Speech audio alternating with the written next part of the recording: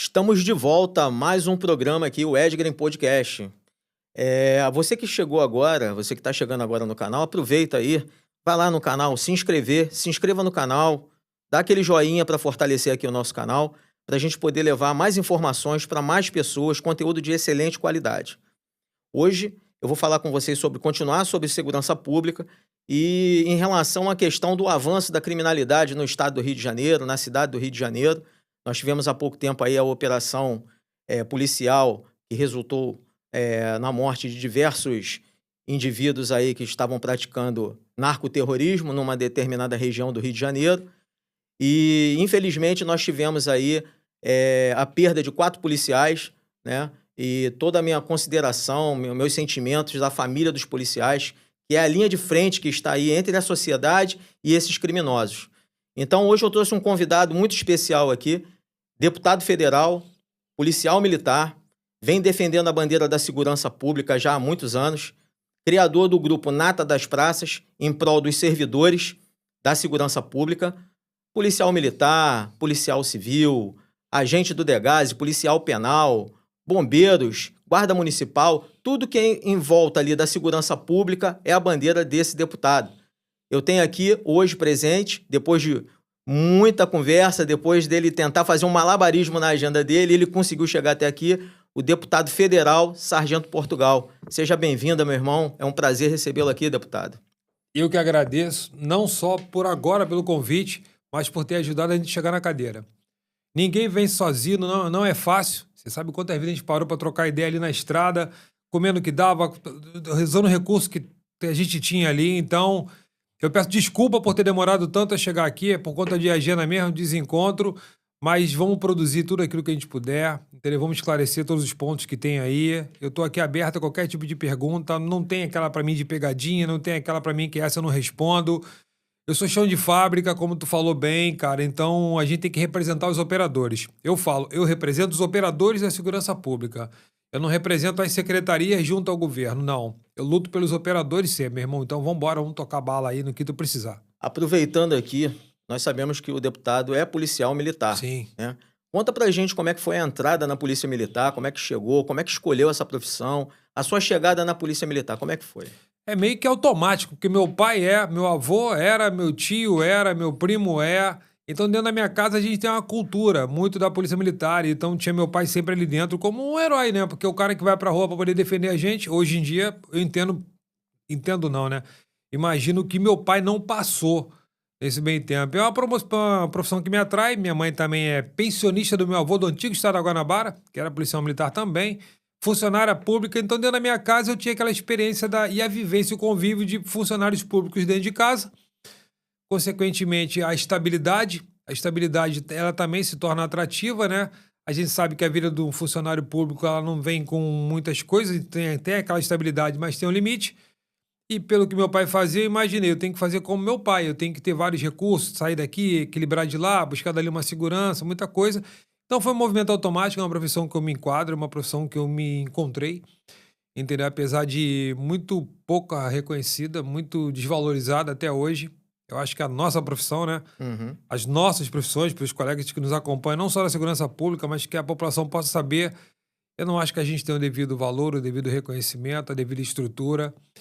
E foi um chamado, sabe? Vim trabalhar e quando eu ingressei na carreira, fiz questão de fazer o curso no choque. Abri uma janela de poder ir para o BOP, eu fui. Depois abri outra janela de poder ficar adido à Polícia Civil. E fui e passei quase 7 anos lá, onde aprendi muito, muita coisa mesmo. Fiz grandes amigos, excelentes profissionais.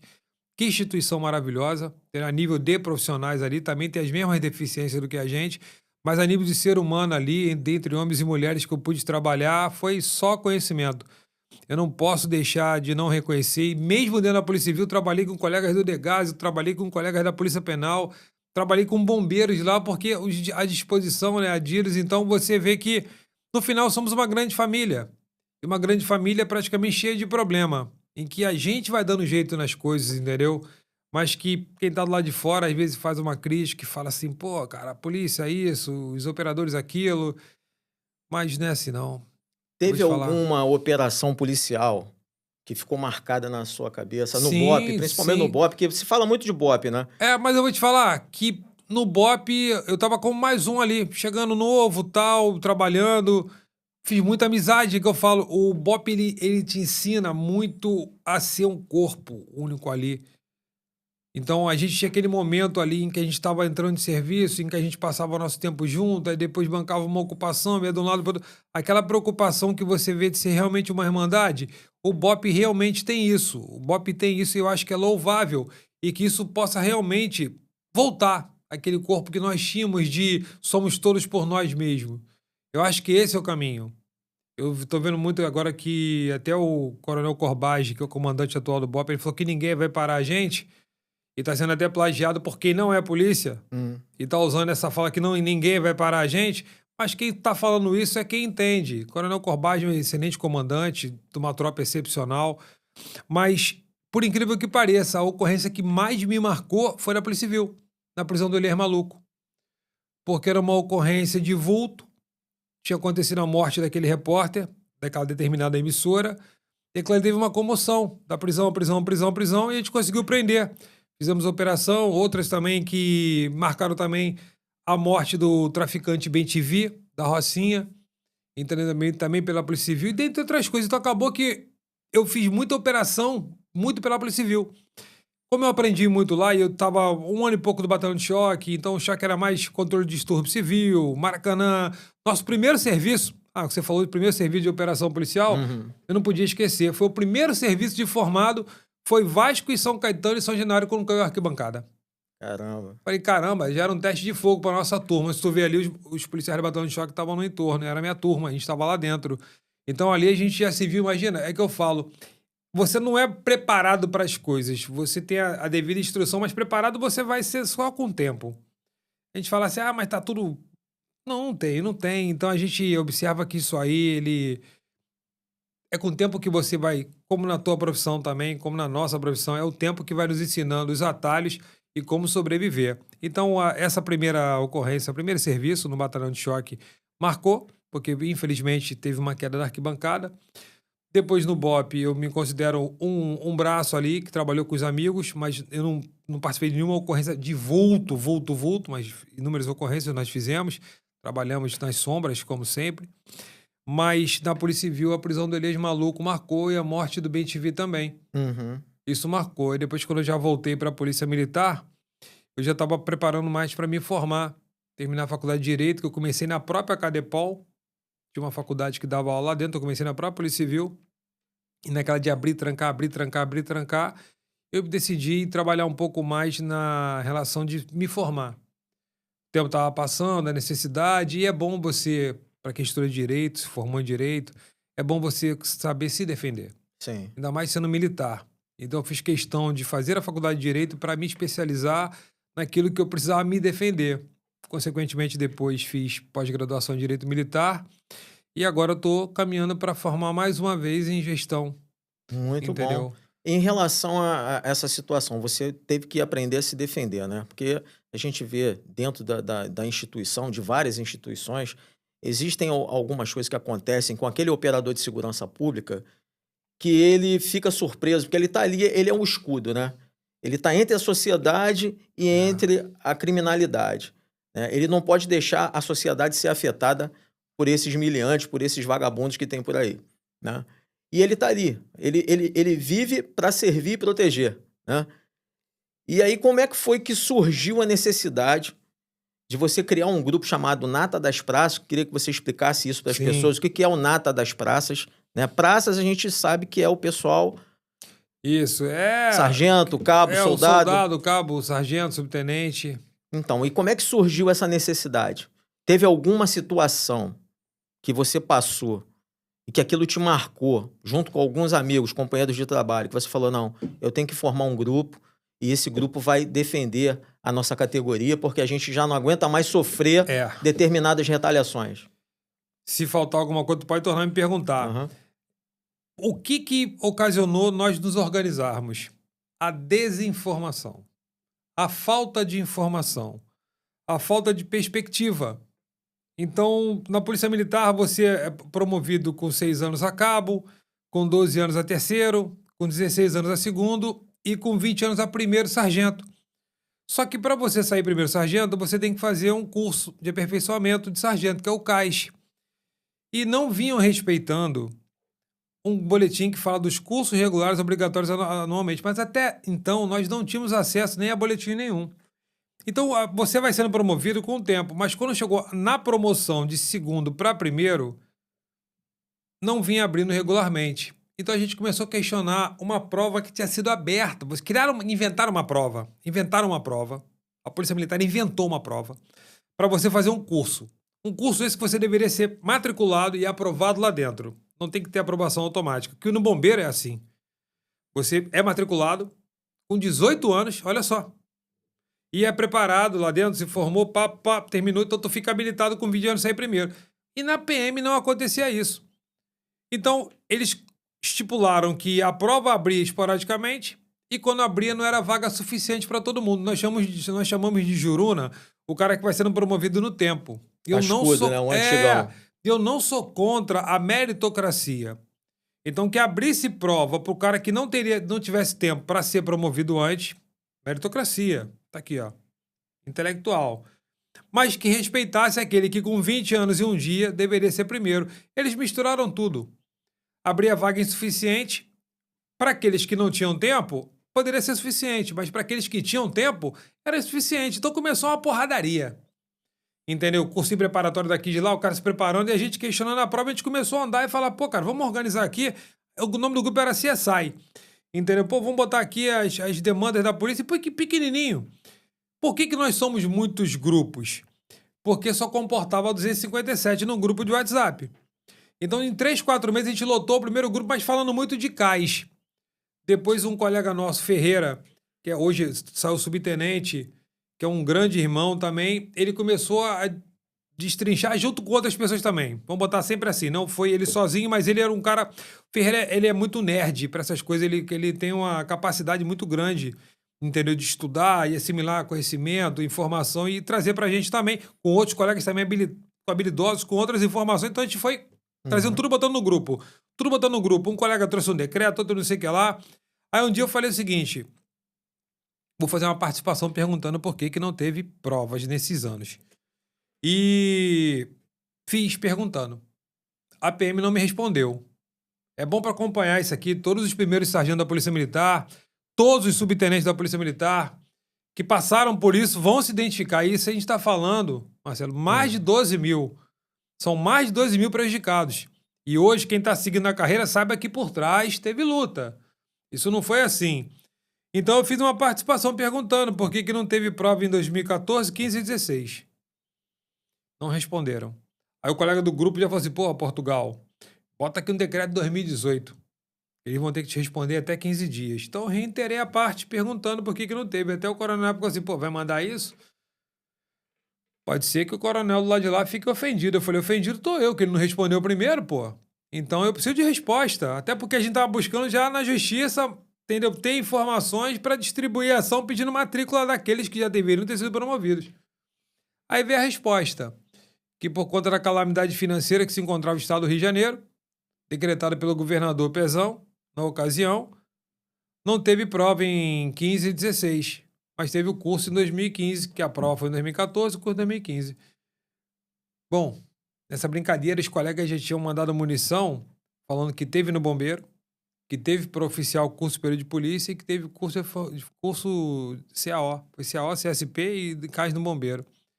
Aí eu tornei a juntar tudo isso e mandei. Se para eles teve, para que não teve? Por que não teve pra gente? E o princípio da isonomia? Começou a questionar, né? Eu até então, Portugal, vou falar uma coisa para você. Eu nunca tinha visto anteriormente nenhum que eu saiba assim, questionamentos dentro da área militar, da área policial, sim, antes do Natas. Eu não recordo. Não, é porque não se questionava.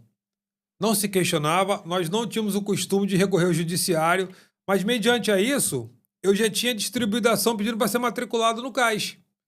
Com a liminar eu fui matriculado. E uma tristeza muito grande é que quando eu cheguei lá, nem todo mundo me tratava bem. Nem todo mundo me tratava bem. Eu não estava tirando a vaga de ninguém. E não me considero nem uma pessoa burra, porque o burro não ia correr atrás dos seus direitos. ele ia assimilar a pancada, e eu não. Eu estava correndo atrás dos direitos para poder estender para mais colegas. E eu andava pelas ruas e falando, pô, para os colegas, ó, cara, tem que botar na justiça, tem que botar na justiça. Uns falavam assim, Portugal é maluco, Portugal é maluco. E ao mesmo tempo também, de uma gratificação, que se chama GRET, que é para compensar desgaste físico e emocional, criada em 1979, em que praças ganhavam mais, e no decorrer da carreira, alteraram. E o oficial chegou a 192,5, o coronel, o tenente-coronel e major, 150 para capitão e tenente, e o praça, 122,5. Alteraram tudo e ficou prejudicando. Então a gente estava brigando pela prova do cais e para essa gratificação chegar a 192,5, já que é para compensar desgaste físico e emocional. Então a gente foi justamente nesse caminho. Aí mais pessoas foram vindo, lotou o primeiro grupo, aí lotou o segundo grupo.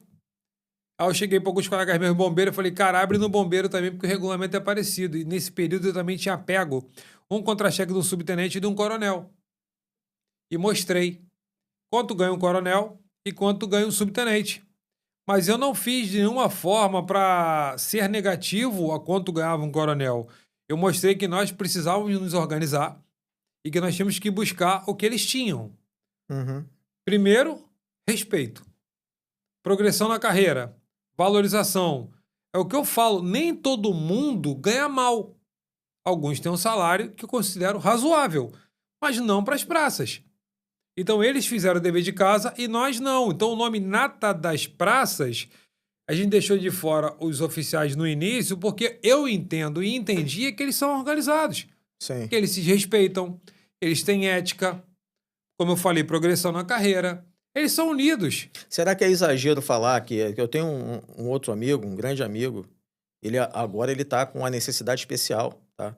Ele estava naquela operação que tinha um delegado tinha morrido, né? E os traficantes, eles evadiram por uma comunidade ali lá do Rio de Janeiro. E ele foi alvejado, tomou um tiro de 5,56, pegou a cabeça, e ele ficou hemiplégico. Eita. Ele fazia parte do BAC, né? E antes ele falava o seguinte para mim, ele falava, Marcelo, a polícia militar, ela tem duas polícias. Ela tem a polícia do oficial e tem a polícia dos praças. É isso mesmo? Ela continua sendo. Mas eu vou explicar. Até para não gerar um mal-estar depois não falar, poxa, Portugal tá dividido. Não. Porque, torno a repetir, eles conseguiram coisas que a gente não conseguiu. Então tem o lado da conquista, que na briga, que na luta, e tem o lado do derrotado, que éramos nós. Uhum. Que saiu depois da corrida. Imagina, 2 voltas na frente, eles estão, a gente está vindo atrás. E uma coisa que a gente tem que ter, mas principalmente é respeito entre nós, praças. Então a gente falava o tempo todo isso, que nós somos nossos maiores inimigos. O oficial fizeram o dever deles de casa. E a gente não. Então o nome Nata das Praças foi por isso. Surgiu e dessa união de amigos, cada um levando, trazendo mais conhecimento. Quando eu coloquei os 2 contra-cheques do coronel e do subtenente, eu fiz um áudio e esse áudio chegou no bombeiro. Aí um amigo meu, cara, tal voz chegou aqui no bombeiro. Eu falei, pô, mas que bacana, tal. Foi quando eu chamei pros colegas bombeiros, pô, cara, por que você não cria o grupo Nata das Praças dos Bombeiros? Aí criaram. E o Nata das Praças da PM tava decolando. Tava decolando mesmo. Então, a gente lotava um grupo a cada dia, 2 grupos, entendeu? Porque 257, pouca gente, muita gente vindo, muita gente interessada, ainda mais falando de grana, projeção de carreira, direitos. Então, pum, cada um compartilhando. A gente sempre teve um lema no Natas, que é o seguinte: ensina o que você sabe e aprende o que você não sabe. Ninguém é melhor do que ninguém. E que o Natas é uma obra de Deus. Você tem uma previsão mais ou menos do total de pessoas que participam desse grupo? De todos os grupos, assim, número máximo eu tenho de 250 grupos do Natas. Caramba. Então a gente foi ampliando. Aí criamos o Nata das Praças do Bombeiro, Nata das Praças da Polícia Militar, Nata das Praças do Degase, Nata das Praças da Polícia Penal, Nata das Praças da Polícia Civil, Nata das Praças da Guarda Municipal, Nata das Praças da Guarda Patrimonial Municipal, que é diferente, Nata das Praças para quem é reformado por cota, Nata das Praças para pensionista, Nata das Praças para quem é pai de pessoas com necessidades especiais.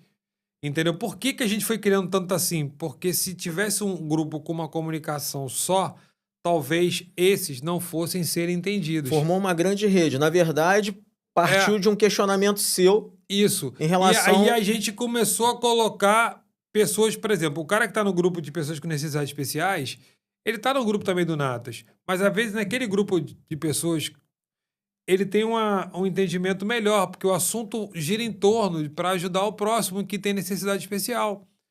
O grupo que a gente tem de colega excluído injustamente, se ele ficar discutindo aqui no grupo do dia a dia, pode ser que falar de escala para ele não seja importante, porque ele está lutando para ele poder voltar. Uhum. Entendeu? Se você tem um grupo de pensionista, talvez não seja importante falar do cara que está lutando para voltar. Então a gente deixa qualquer um que queira participar dos grupões, mas os individuais, assim, para tratar de cada secretaria ou assuntos específicos, a pessoa se sente mais confortável ali. E é aquela autoajuda, sabe? E aquilo que você sabe, você ensina com o que mais tem a colega ensinando. Isso é tão louvável, porque eu sempre falo, Marcelo, porque hoje você está dentro da tua profissão, um dia você vai ser um aposentado, um dia você vai ser um reformado, ou então perder a vida. Eu vou te falar que muitos têm medo de se aposentar. Tem medo porque eu acho que ninguém está nem preparado psicologicamente para o segundo passo. Seria um passo para entrar e o outro é para sair. Eu mesmo, agora eu sou reformado, mas quando saí, a parte mais difícil era não andar armado, aquele costume todo, aquela adrenalina toda. Então você tem que se desacelerar. Uhum. Ah, mas como é que você consegue? Talvez você não consiga, talvez você morra. O próprio jogador de futebol, ele tem que fazer um processo para ele poder parar, que ele é muito acelerado. Então somos nós. Talvez você não perceba, nem eu percebia de quanto nós somos acelerados, de quantos colegas são. É por isso que muito Sim. colega adoece. Uhum. É Muitos. muito E a gente colega vai tá falar disso. hipertenso, muito colega tá pré-diabético, muito colega tá doente mesmo, sabe? Porque não cuidam da gente. Nós servimos, mas não nos servem. Nós prestamos um serviço de qualidade, mesmo sem ter qualidade nenhuma daquilo que nos é ofertado. Isso gera uma revolta, gera Muita questionamentos. Você coisa. começou a questionar em relação a essas situações que estavam acontecendo com você e com outros colegas, né?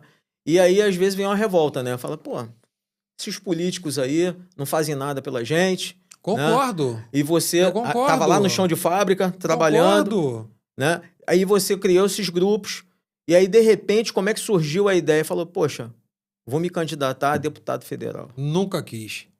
Nunca quis. Nunca quis. Como surgiu isso, Portugal? Fiz até um áudio falando que eu não queria vir e que, enfim, usaram isso aí contra mim até o final.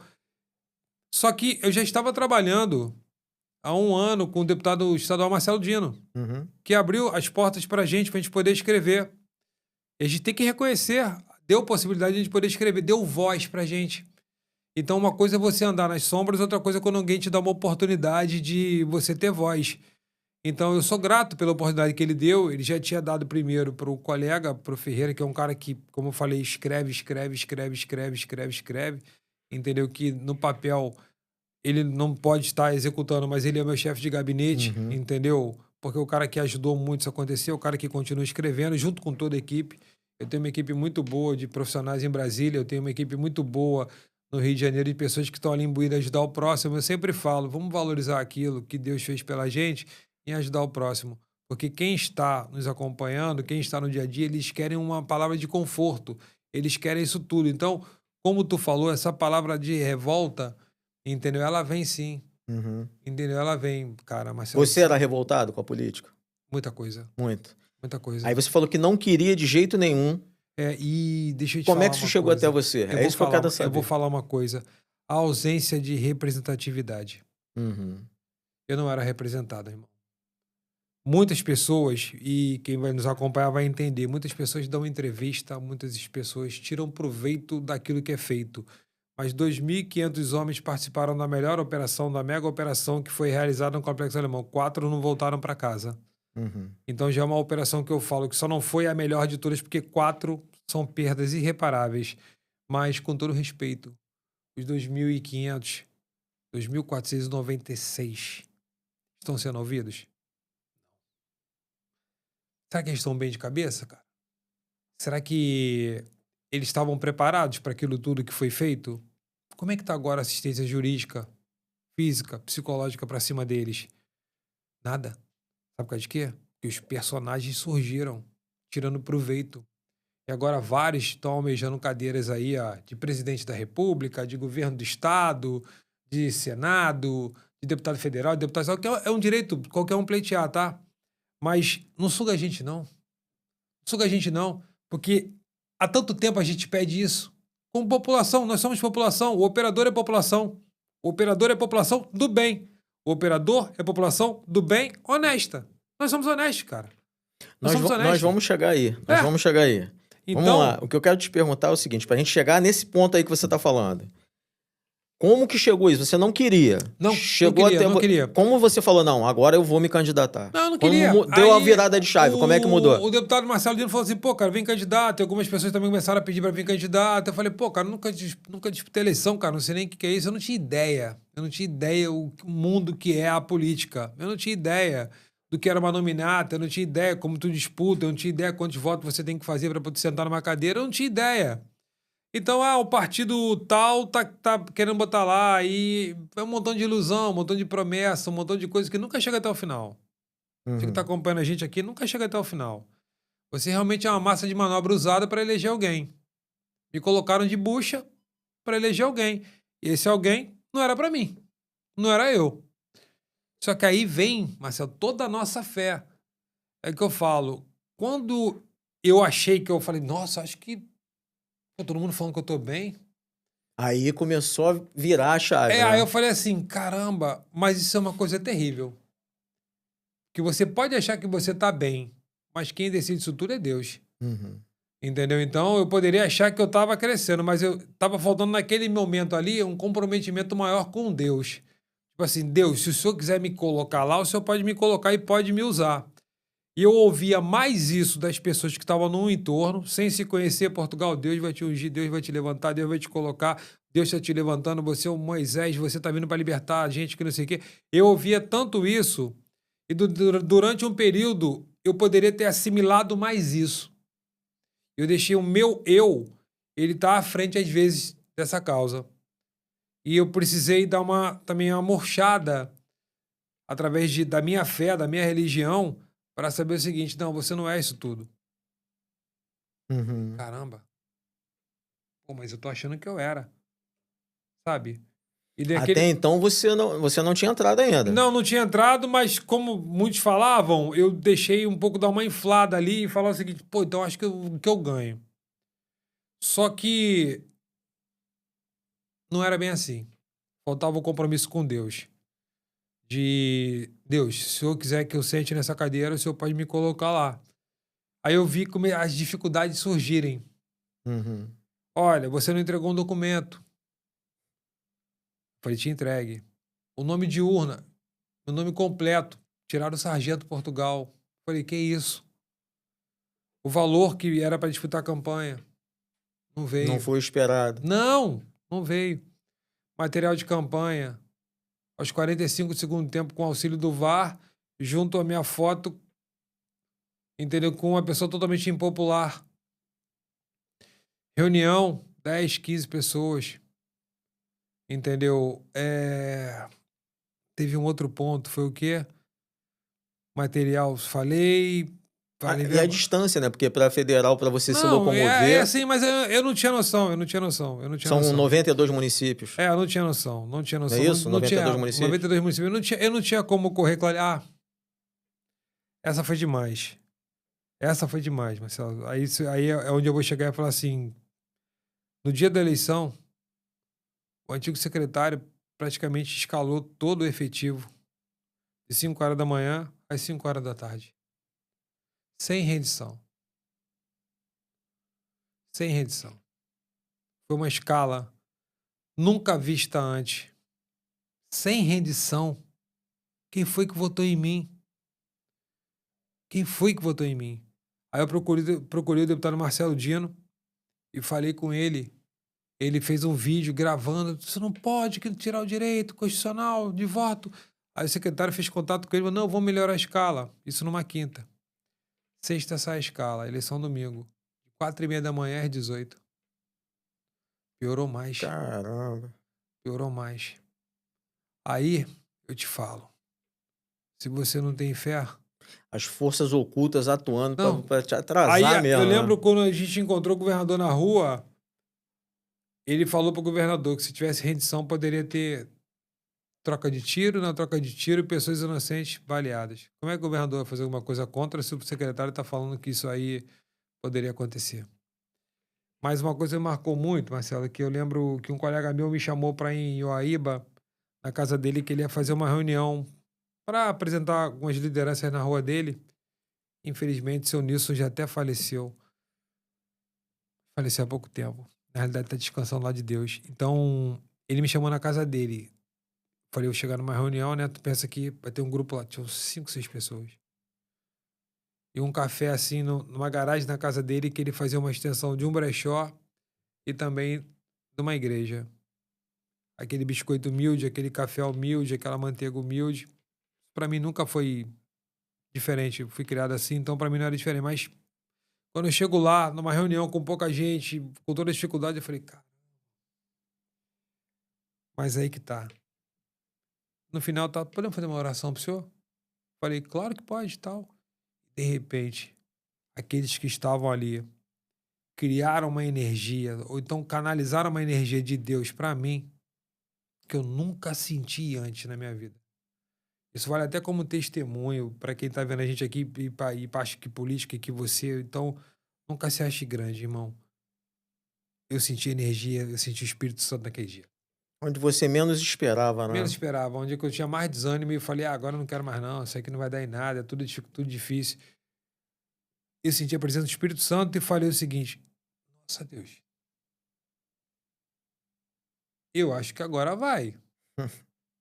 E foi.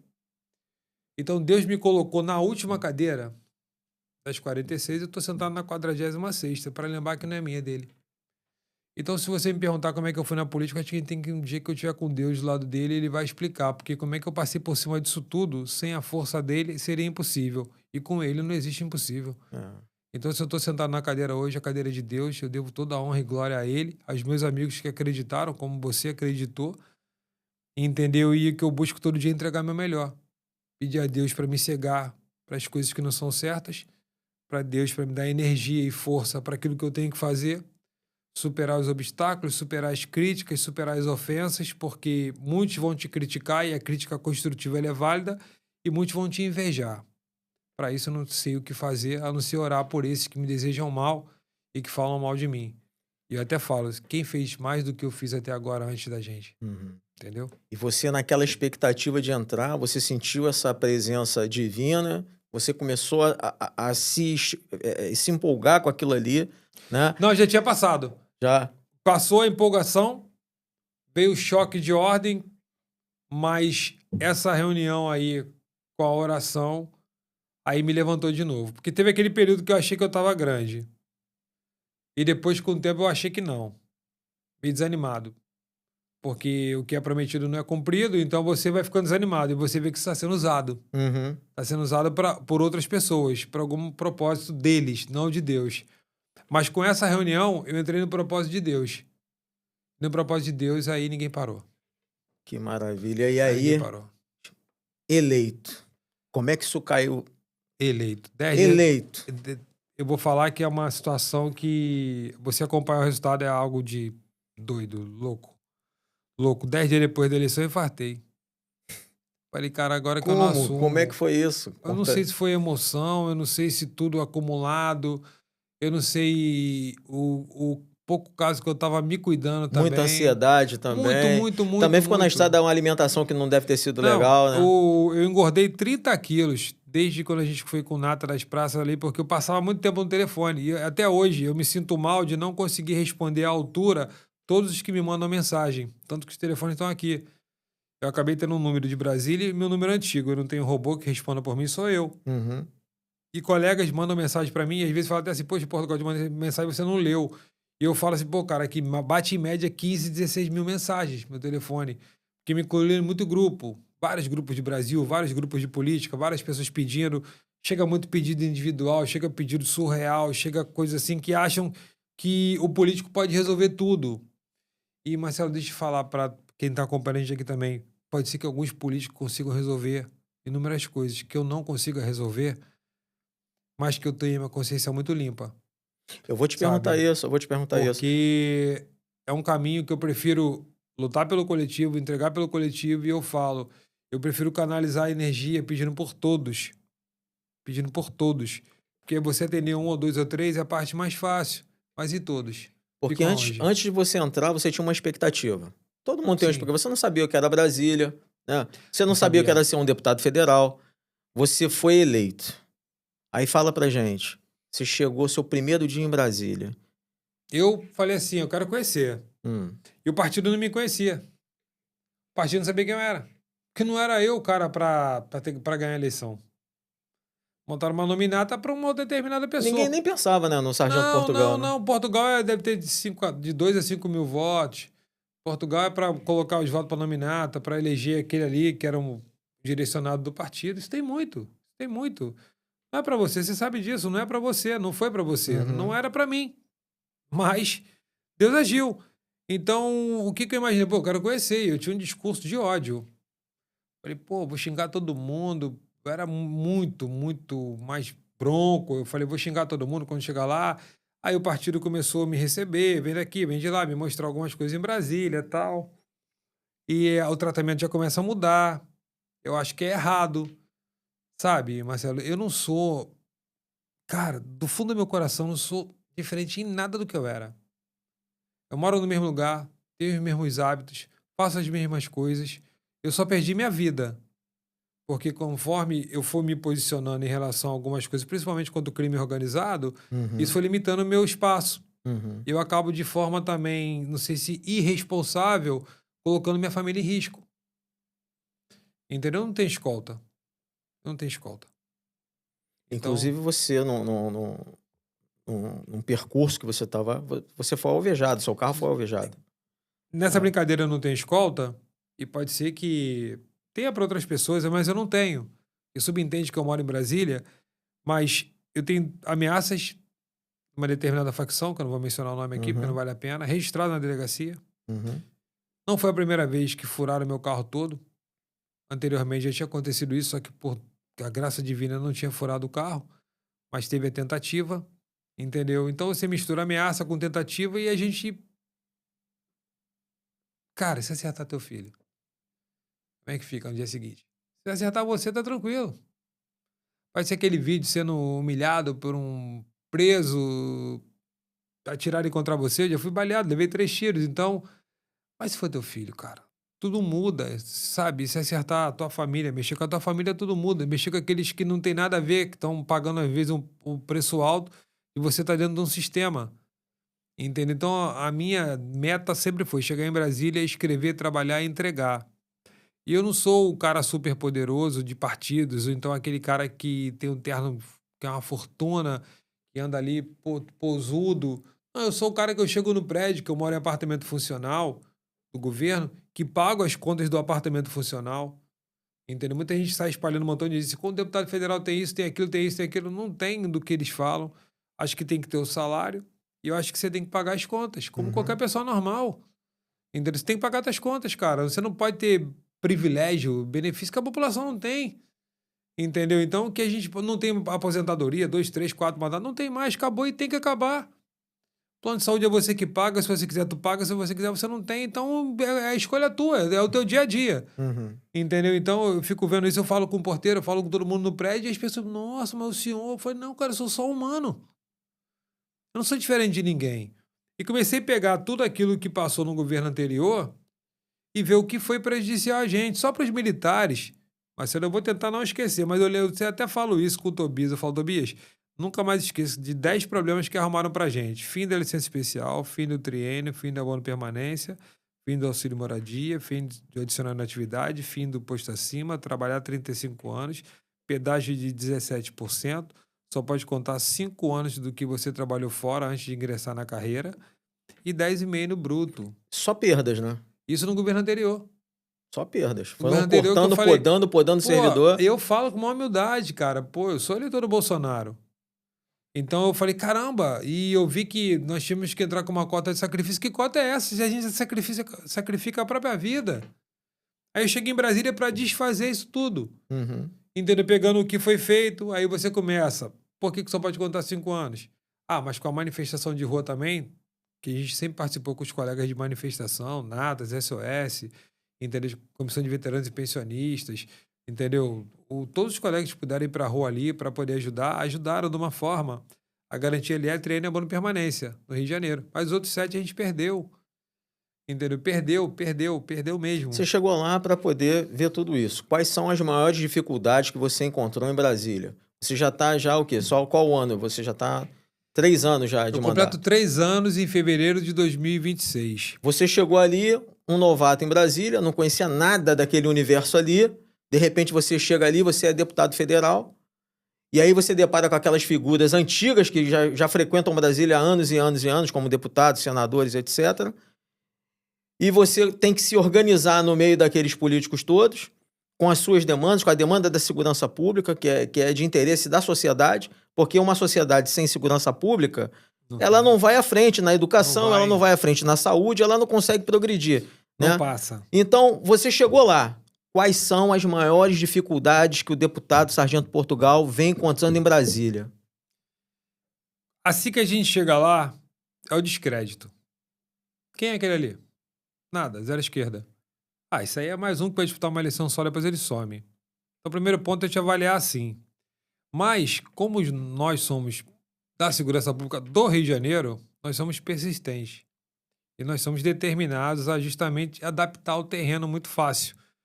Então, eu imaginei o seguinte, se vai ter uma coisa que vai fazer a gente aqui ser respeitado, é trabalhar. É trabalhar, escrever, alterar e mostrar que você é importante. Eu carrego esse discurso até hoje com todo mundo no meu gabinete. Pegue principalmente deputados de outros estados e em cima do que a gente escreveu, o que interessa a pauta dele e divulga com ele também. Mostra que nós somos bons naquilo que a gente faz. Mostra que nós somos capazes de alterar alguma coisa que está escrita. E a maior dificuldade que eu vejo, e isso é uma crítica que eu vou carregar até o final, se fala muito em entregar, mas não se fala em cuidar do operador. Se não cuidar do operador, não tem entrega. Então, o meu foco é cuidar do operador. Meu discurso é: eu sou o único representante dos operadores de segurança pública do Rio de Janeiro eleito. Uhum. Eu não represento as instituições. Para isso, tenho os secretários, que têm um contato direto com o governador. Não sou esse. Não sou esse. Mas eu sou o cara que observo se o cara não tem escala, se o cara, a lei orgânica dele está valendo ou não, o que pode se incluir na lei orgânica, condições de trabalho, paridade e integralidade, violações de direitos que estão vem acontecendo há bastante tempo. Eu preciso fortalecer aquele operador que chegou até o final, sobreviveu, aquele que perdeu a vida e deixou uma pensionista, que tem pensionista que é de um período tal, que é de outro período tal. Então a gente começou a escrever sobre isso. E para mim é surpresa. De 513 deputados, no primeiro ano, nós ficamos em 5º lugar daquele que mais trabalhou, que mais fez proposição legislativa. Não estou falando pagar a matéria em revista conhecida, não. Isso é o número da casa. Eu falei, calma aí, de 513 ficamos o quê? Em 5º. Eu falei, não é possível. Os caras estão aqui há tanto tempo. Sobrenome da família XYZ. Mas por que esses caras estão fazendo aqui então? Aí no segundo ano que passou, ficamos em 3º. Eu falei, caramba, para mim isso é muito bom. Sabe por causa de quê? Que mostra que nós somos competentes, nosso grupo de trabalho é competente. E o grupo de trabalho competente que eu falo somos todos nós que alimentamos o mandato. E são os colegas que estão no grupo, que trazem para a gente informação, a gente coloca no papel com os profissionais adequados Vendo ali. o projeto ali. Projeto, eu não sei tudo, não. E Tô falando. aprovação, como é que está sendo essas Aí aprovações? vamos lá. Algumas pautas, eu já percebi que em Brasília tem que acabar o mundo para ela se tornar relevante. Quando aquele influenciador denunciou a sexualização infantil, acho que o termo é esse, não é isso? A mídia veio, aí começou a se discutir em Brasília. Vamos pegar as pautas que tem sobre esse tema e pô, mas já estava lá. Esperou o caldo entornar. Aí você vem agora a gente falando de violência há 3 anos, Marcelo. Eu falo que a gente ia perder Jacarepaguá. Há 3 anos eu cobro do governo mais atitude. Do governo que eu falo é do governador, mais atitude. Há 3 anos eu falo que como é que pode o cara comandar um batalhão, deixar no vermelho e assumir outro.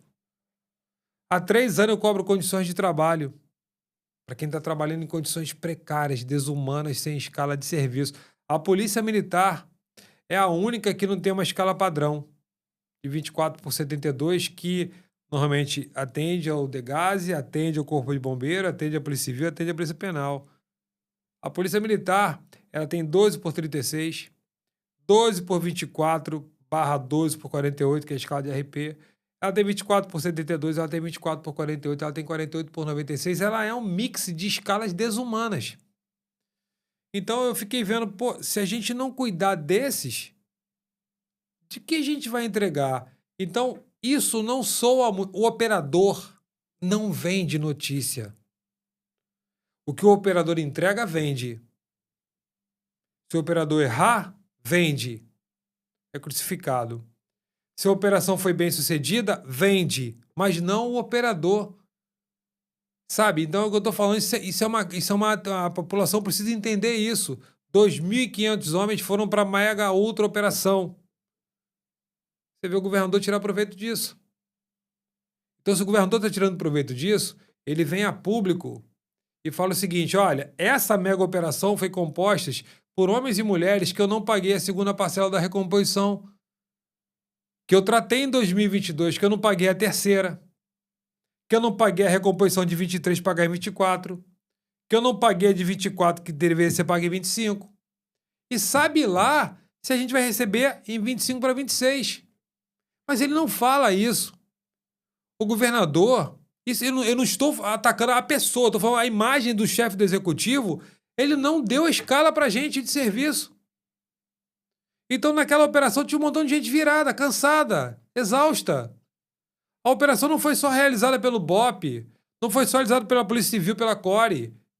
Não. Teve o batalhão de choque, teve o BAC, teve dos batalhões convencionais que trabalhavam no entorno, as delegacias que foram apoiar.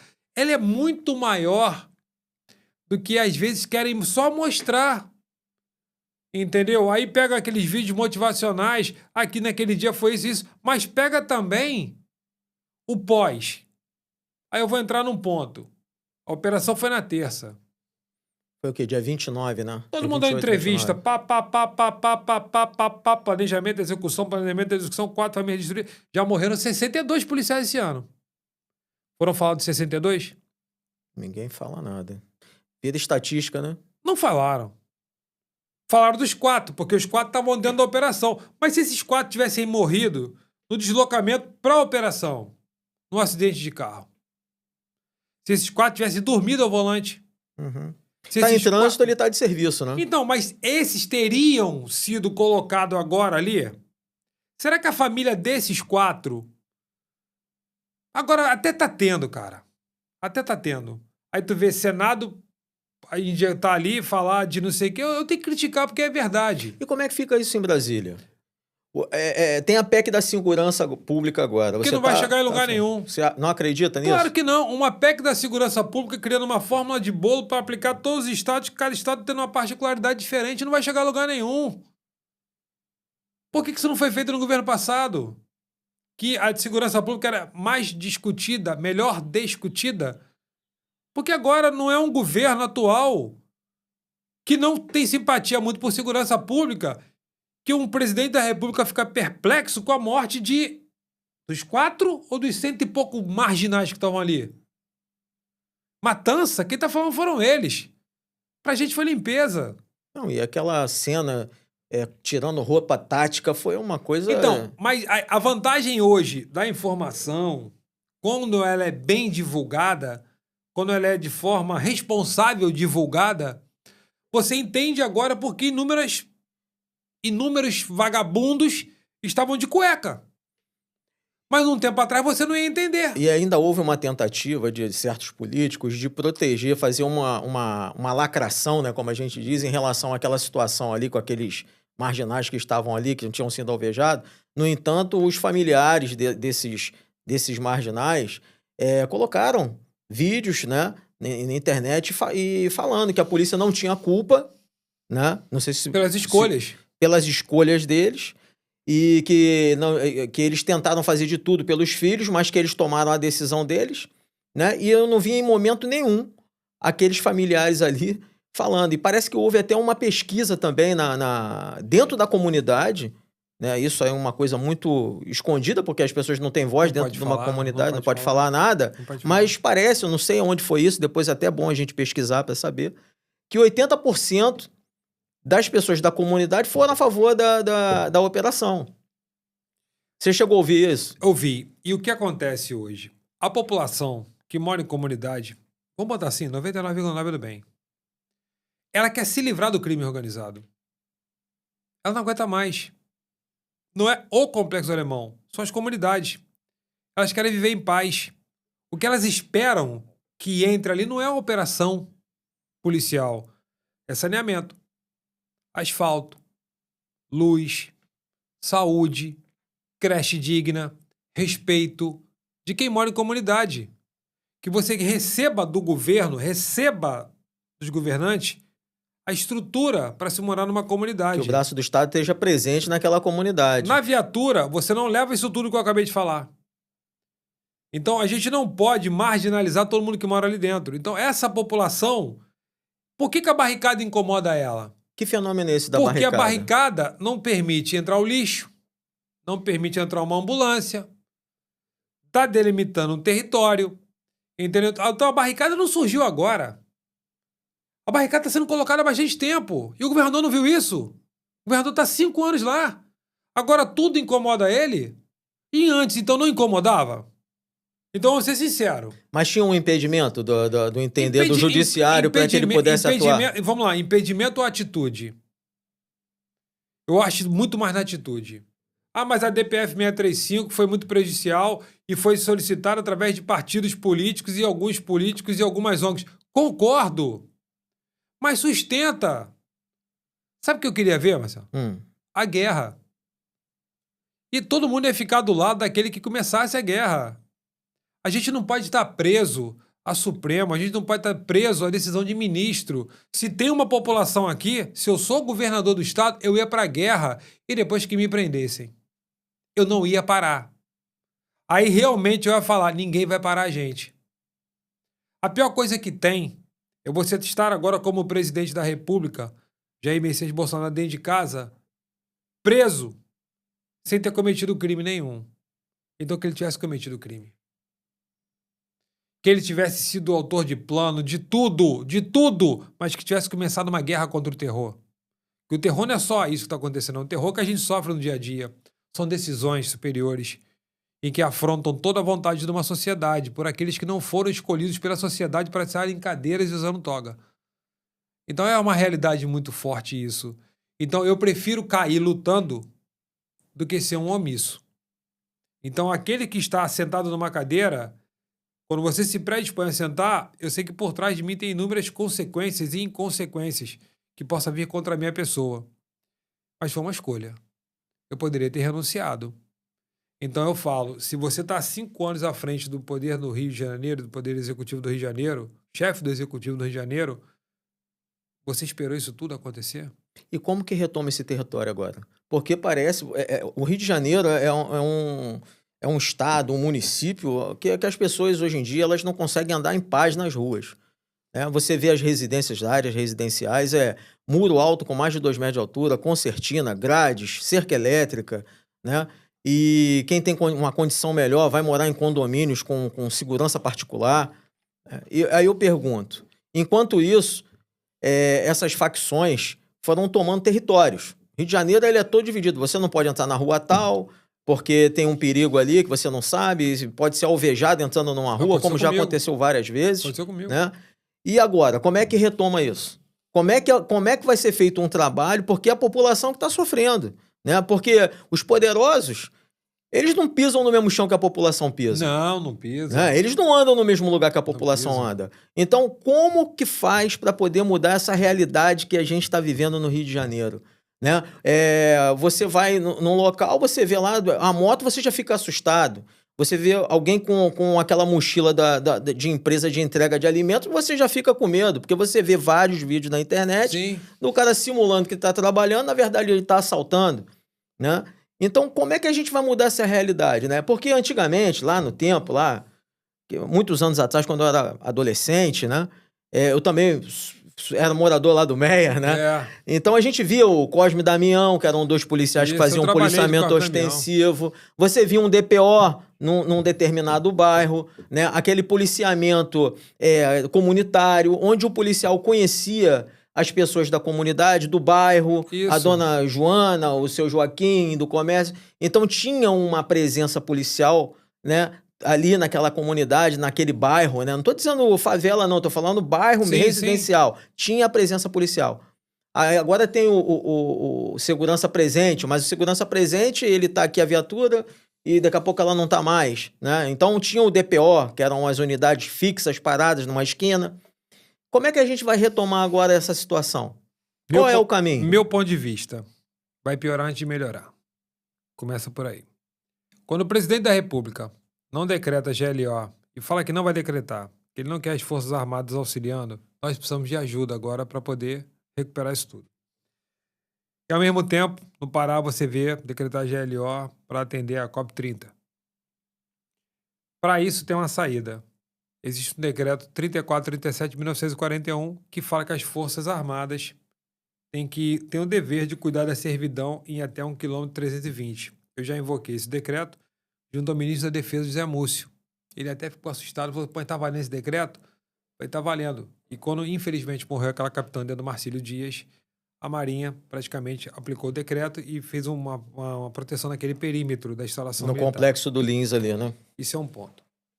Vamos lá. Vou falar a nível de Rio de Janeiro, tá? O PP é um projeto falido.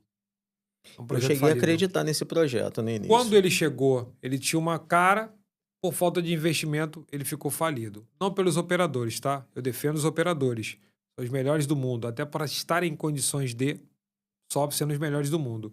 Então, acabar o PP, acabar com essa nomenclatura, o PP, cria-se uma nova identidade. E hoje eu tive a oportunidade até de estar falando com o próprio secretário sobre isso. Eu sou um crítico da UPP, dos modos operantes da UPP, não dos operadores. Eles estão engessados dentro de comunidades que não podem fazer nada, em condições desumanas. Desce a UPP e vamos cuidar do asfalto. Vamos recuperar o asfalto. A população precisa recuperar o asfalto. E nesse momento, você impede roubo de carro, roubo de carga, roubo de transeúnte, por quê? Quem se esconde, o covarde que se esconde na comunidade, ele vai ficar com medo de sair. Então você recupera o asfalto no extensivo. O trabalho de inteligência vai fazer a parte de identificar aqueles que estão se escondendo. E com isso você vai enfraquecendo a entrada de arma, a entrada de droga, vai tentar cercar. Então o extensivo, cuidando do cinturão de segurança pública, que é o nosso pedido, e a inteligência tá tentando mapear quem é quem está vendendo, quem está com, enfim, mapeando lá dentro. E o Estado, com responsabilidade, aí tem que entrar o governo federal com projetos, e tem um projeto Convive, que eu já pedi para ser aplicado, inclusive na primeira área de retomada que eu vou explicar, que se chama Convive, que é para o Estado, o governo federal entrar com os serviços para áreas assim, conflagradas de violência, mostrar que tem esperança, que tem programa de ressocialização, de emprego, de tudo, profissionalização. Então você tem um mix do governo federal entrando, governo estadual entrando e governo municipal entrando. A gente precisa controlar o crescimento desordenado das construções irregulares, porque isso também se torna tudo atrativo para o crime organizado. Então o crime, ele se organizou na ausência do Estado.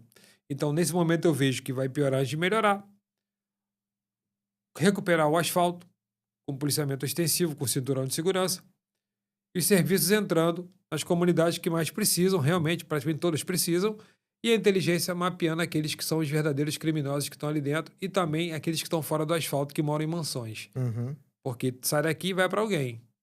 Tem uma estrutura montada, isso é todo um sistema, isso é todo um mecanismo estruturado. Então, dessa forma, você consegue recuperar. Você falou bem de segurança presente. Segurança presente não é para todo mundo. Segurança presente é o serviço que tem hora para abrir e hora para fechar. Exatamente.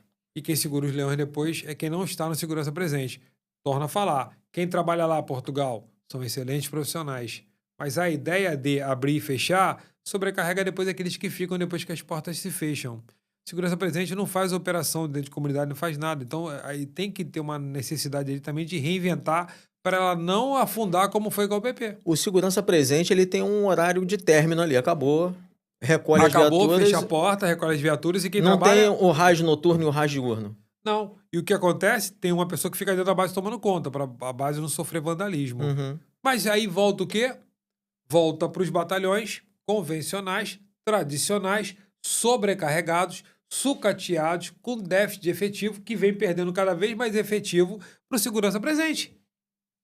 Porque se o concurso não é regular, se a gente não forma em tempo hábil, aí eu quero até te pedir um dia, converse com os concursados aprovados do último concurso da Polícia Militar de 2023/2024, em que o governador abriu 2.000 vagas e duplicou. Perfeito. Dobrou. Dobrou para 4.000. Só que mais tem 3.000 aprovados. Aprovados mesmo, aguardando serem selecionados para exame. E com déficit de 17.000 hoje, por mais que o governador tenha falado em audiência pública para mim que ele quer botar os melhores, esses são os melhores.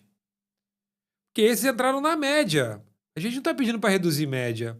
E nesse momento de necessidade tem que chamar os mesmos. Tem que chamar os mesmos. Então tem um compilado de coisas que podem ser feitas. Programa de volta dos veteranos. Voluntária. Quem quiser, volte. Tem 2 janelas. Para voltar, através de voltar para as carreiras, para continuar, alterar, para ele poder seguir na carreira normalmente, porque tem gente que quer. Programa de veteranos para o tempo certo, que é aquele que não quer voltar a progredir na carreira, mas quer trabalhar de forma administrativa ali, com a camisa polo, padrão, indicando que ele é do tempo certo, tal, bancando a escala dele ali. Você chamar todos aprovados de 2014, que já foi firmado um TAC, e que falou e disse, e até agora nada. Eu quero parabenizar toda a equipe do Alisson, entendeu? Que é o Coque, que é uma galera que lutou, acampou, foi pra rua, mostrou. Eu, por inúmeras vezes, falei, cara, acho que não vai dar certo. O governador, por inúmeras vezes, falou, Marcelo, que não ia dar certo e que não ia mudar mais, porque já tinha chegado ao fim. E agora uma movimentação da Alerj, do presidente da Alerj, chegou a um ponto em que o próprio governador falou, não, eu quero assinar também. Tão pouca gente para entrar ali, mas que estão lutando desde 2014. Mostraram que teve erro na prova. Você chamar esses que estão aprovados aí para gerar economia para o Estado, você não precisa abrir um concurso novo, ao mesmo tempo vai aproveitar na seleção, não estou deixando bem claro, não estou pedindo para reduzir nota. Aí você fecha um ciclo. Aprovados, fecha um ciclo. Atendeu a todos, pela vacância que nós temos hoje, Sim. Depois abre um novo concurso. Aí o governador vai poder falar, não, eu trouxe os aprovados, então eu estou pedindo para aproveitar os aprovados. Então vocês que me seguem, vocês que acompanham o nosso trabalho, vamos lutar para vocês poderem entrar, mas sem vender ilusão. Um outro programa que é revisar os casos de exclusão. Exclusão que eu falo arbitrária. Aí tem a comissão mista, que até o colega estava mandando mensagem para mim, que na hora que eu sentei, estava valendo, pô, tem um cara com processo na comissão mista. Então que lá na comissão mista você possa rever se o colega teve direito ao contraditório, à ampla defesa, participação do advogado e abrir um pouco mais de janela, que muitos colegas foram para a rua sem condenação, venceram na justiça, venceram em conselho administrativo e foram colocados na rua assim mesmo, porque lá atrás tinha muito isso. O cara, eu não gosto dele, vou colocar ele na rua de qualquer jeito. Então a comissão mista foi uma grande vitória de todos nós, em que você tem revisão de casos de exclusão no DEGASE, na Polícia Penal, na Polícia Civil, no Corpo de Bombeiro, na Polícia Militar. Eu nunca vi tantos afastamentos no DEGASE como eu então, tenho visto porque hoje em dia. é difícil. Se a gente for pegar o DEGASE, para exemplo, convivam vocês com menores infratores. Esses caras ali, muitos mataram, roubaram, estupraram, tiraram vida, tocaram o inferno na vida da gente, mas o cara do DEGASE está ali. O DEGASE já passou da hora de ser uma polícia socioeducativa. Uhum. E que possa até abrir 2 concursos. Para o educador e para o policial socioeducativo. Não dá para você tratar o DEGASiano como professor.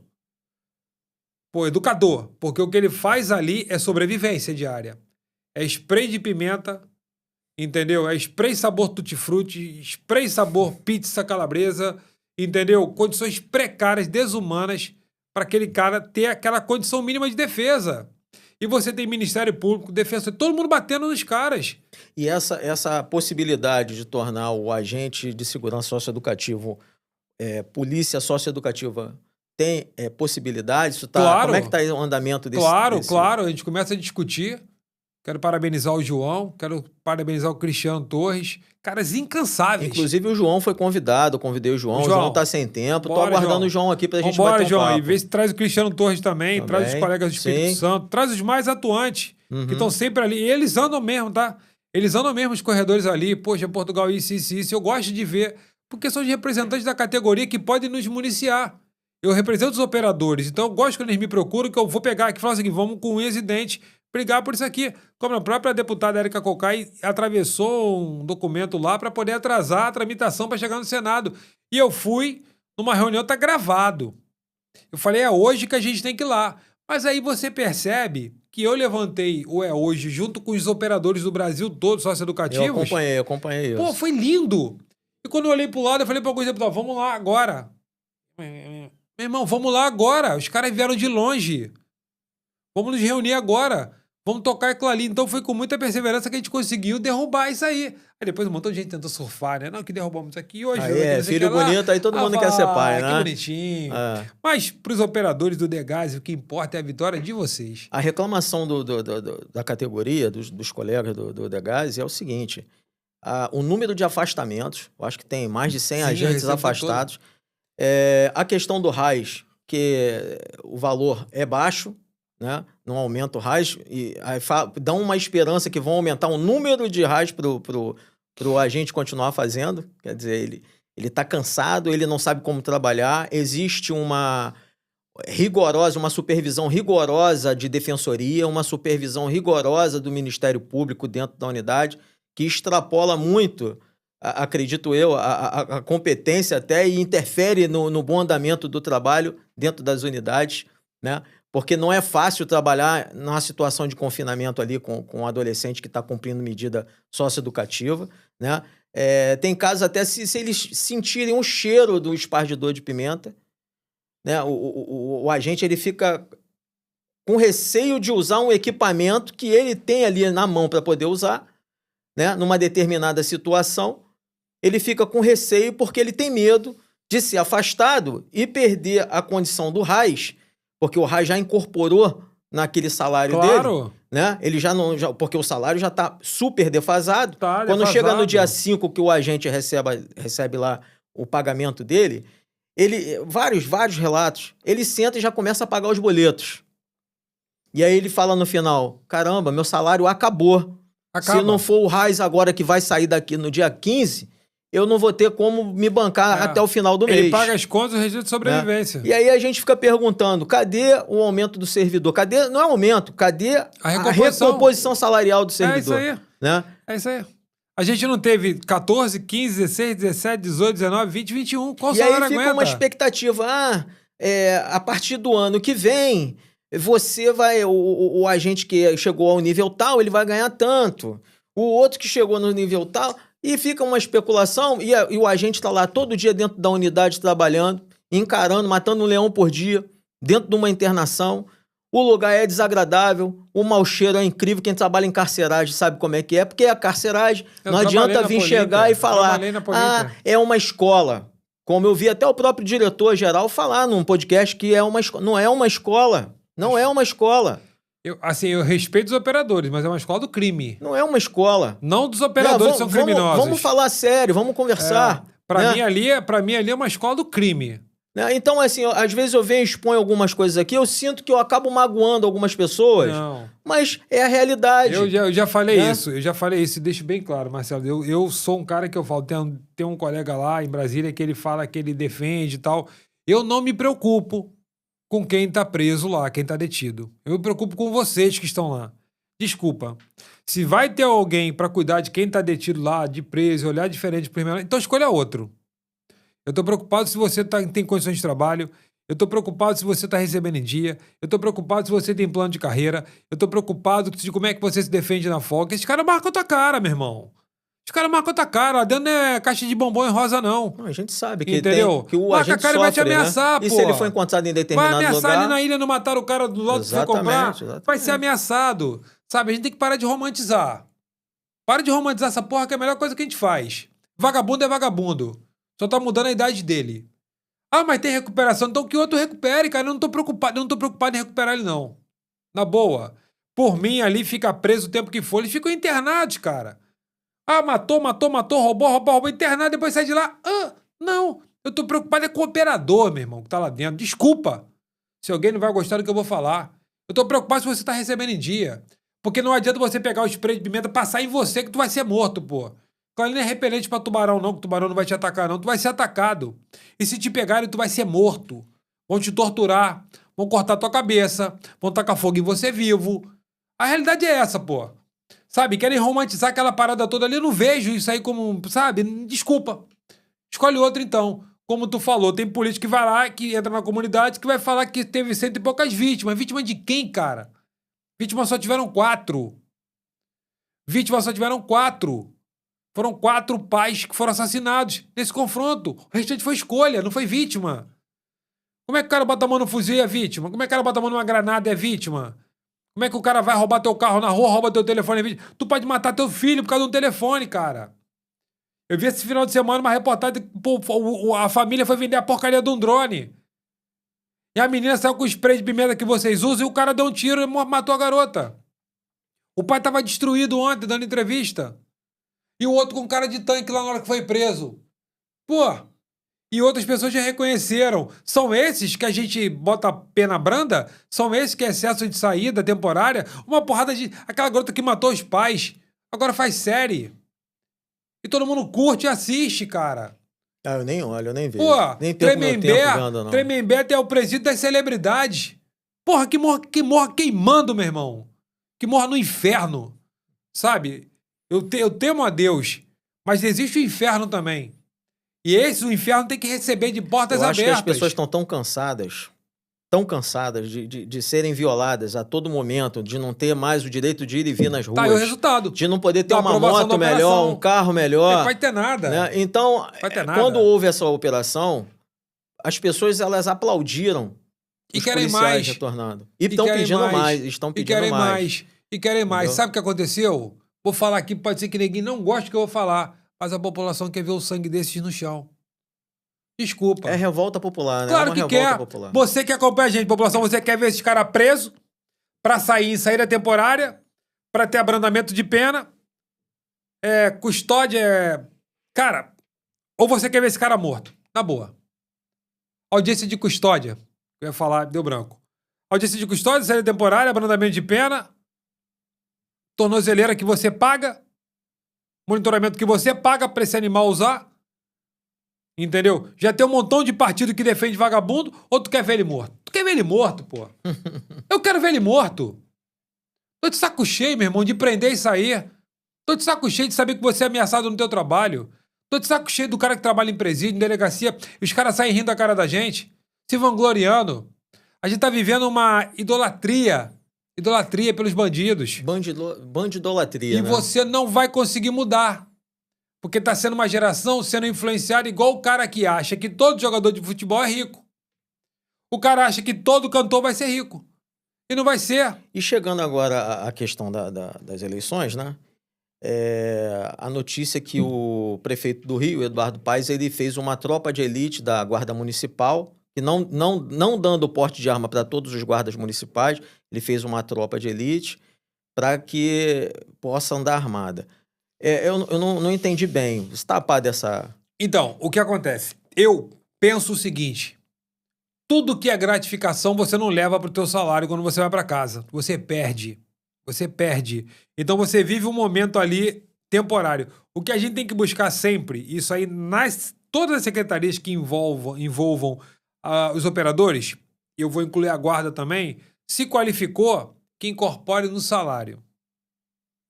Então, a qualificação, ela tem que ser uma incorporação do teu salário. O cara que é melhor de curso operacional, o cara que é melhor de papirá. Os dois com a mesma possibilidade, com o mesmo caminho. E aproveitar aquele profissional, como instrutor, como professor, do que for. Mas ele incorporou, ele produziu. Nós não temos esse costume.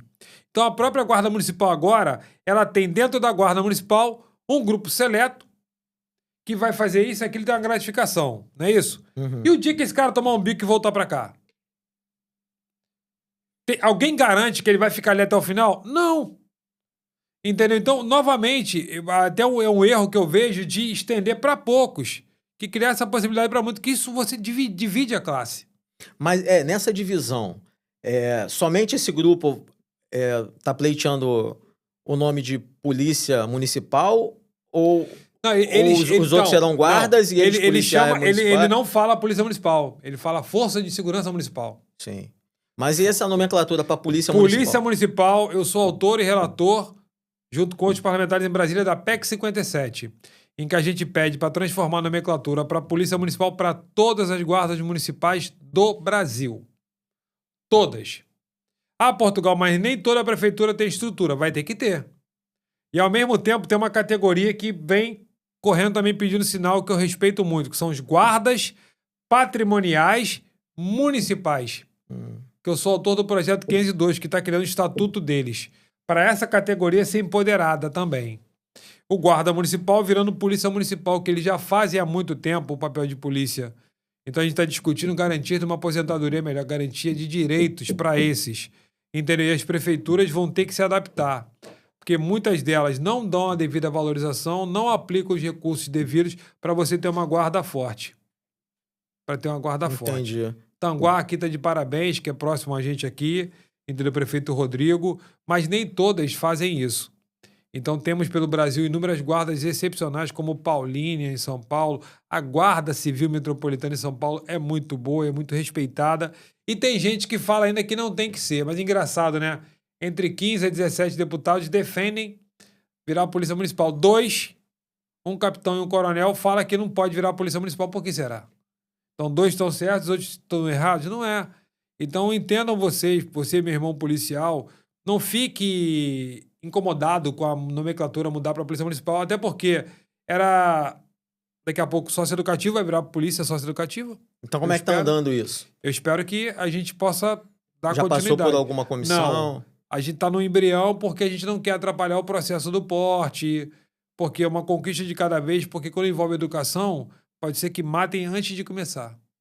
Isso que eu ia perguntar. A gente está tendo muito cuidado para não Educação ou atrapalhar. segurança? Vai sair da educação, vai para a segurança? Porque quando o governador falou do agente de segurança socioeducativo, ele falou que era híbrido, né?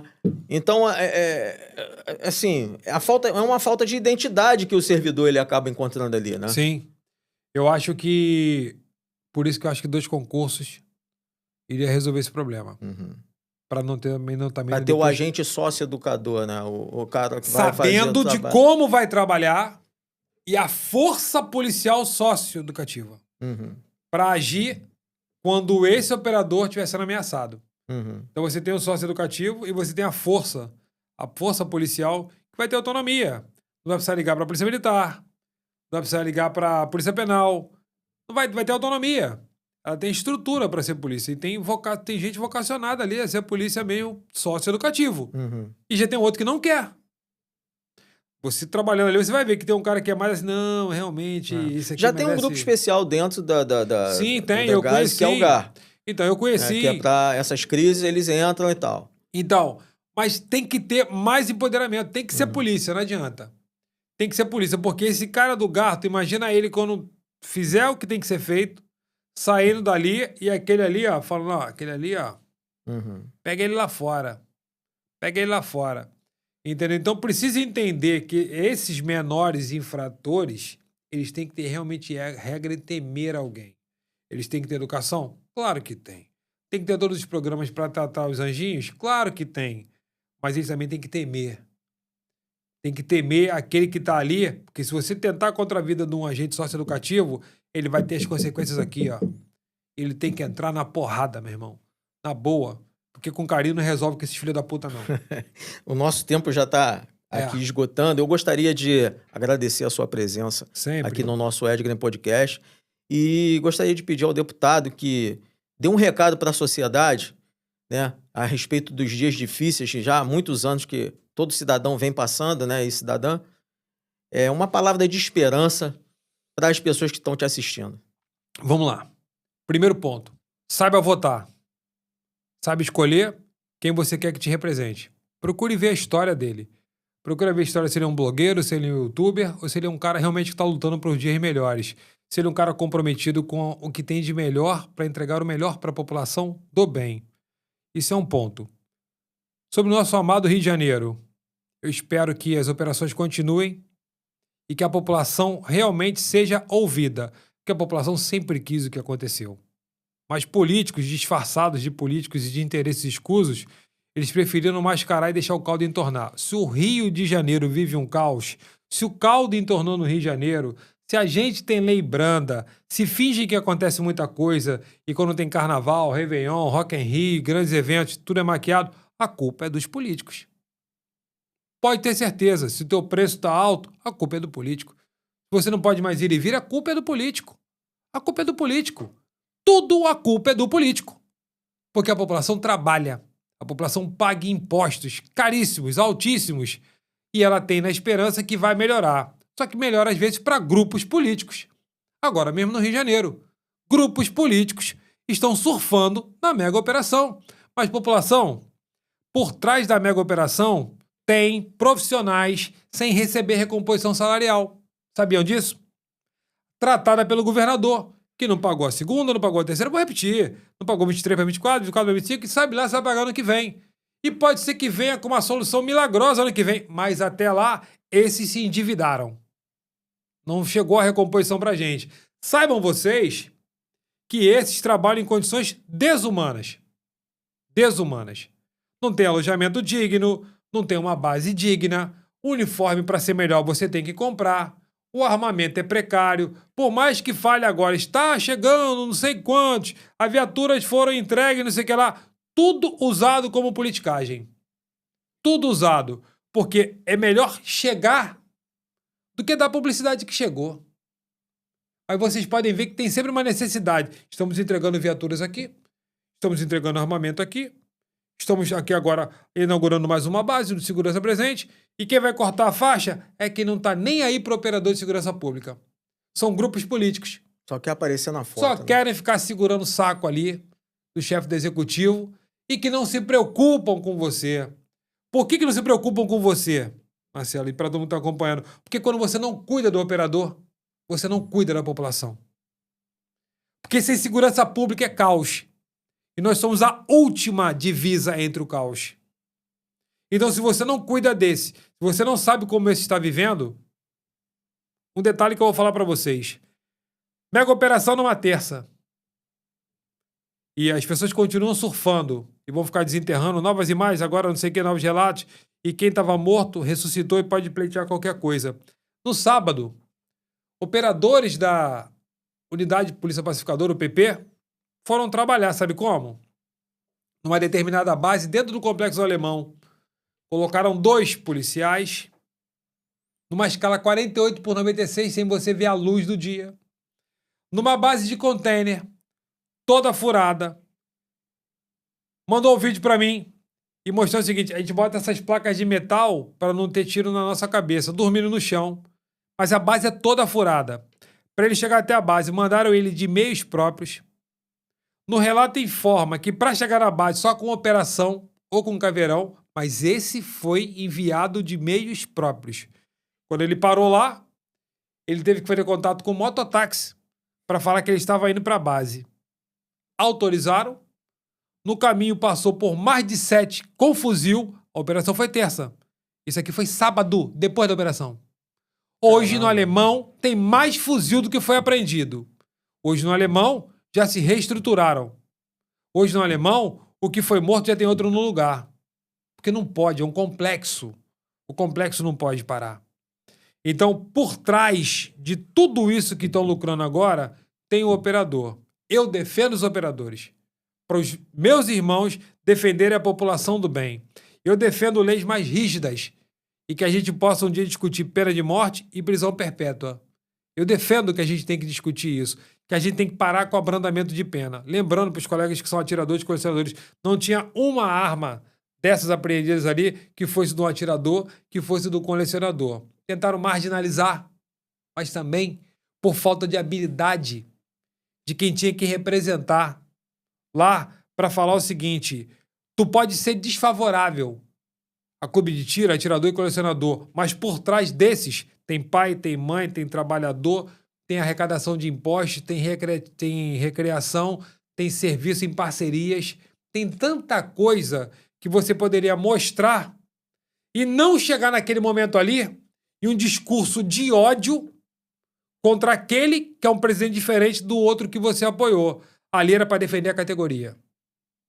Deixasse o ódio de lado, por mais que você tivesse. Não é passar a gostar daquele, mas é mostrar que esses estão fechando portas, esses não estão aguentando mais, esses que investiram tudo na vida deles estão perdendo. Faltou habilidade.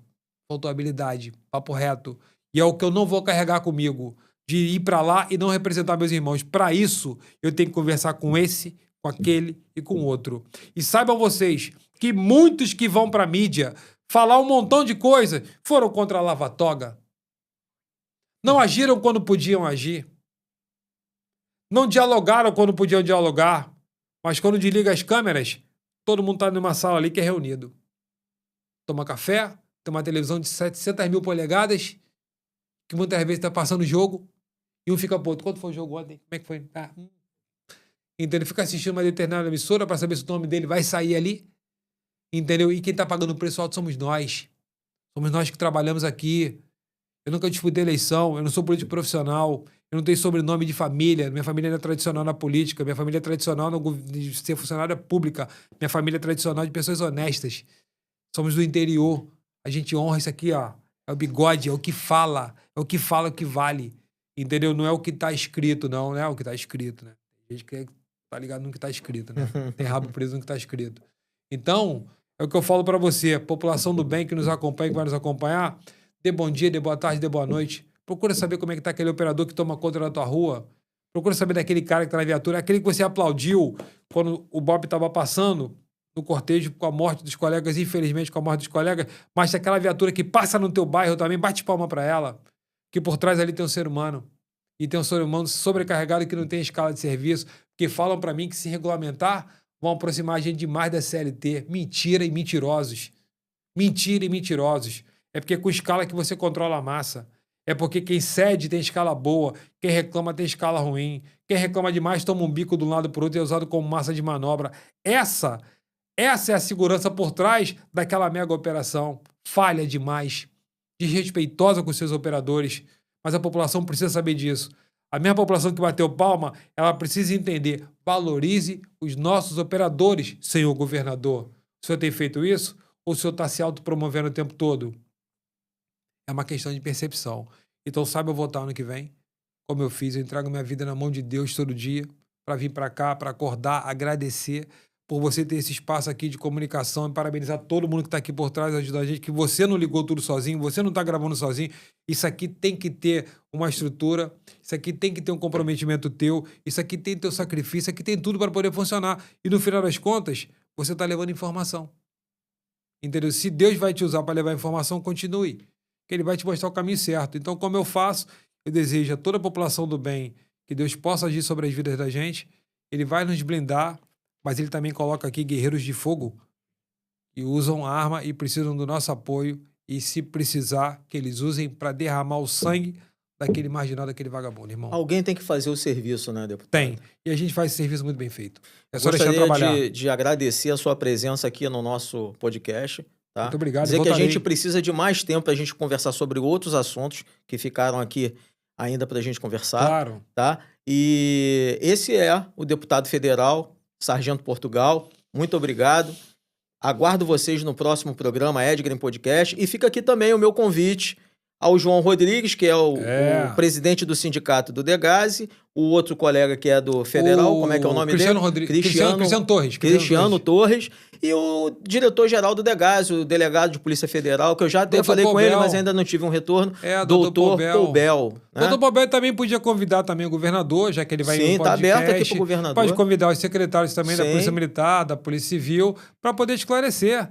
Eu acho que é um canal de comunicação. É um veículo de comunicação. Levar informação para a população e para os servidores que estão cedendo de informação, né? E o que a gente fala aqui vai rodar o Brasil, vai rodar o mundo, vai rodar a região dos lagos, vai rodar a capital, vai rodar em tudo quanto é lugar. O que a gente fala aqui não tem mais volta. Então, por isso que a gente tem que falar com muita responsabilidade. Eu falo, eu sou isso aqui, você é isso aqui. Gostem da gente, nos critiquem.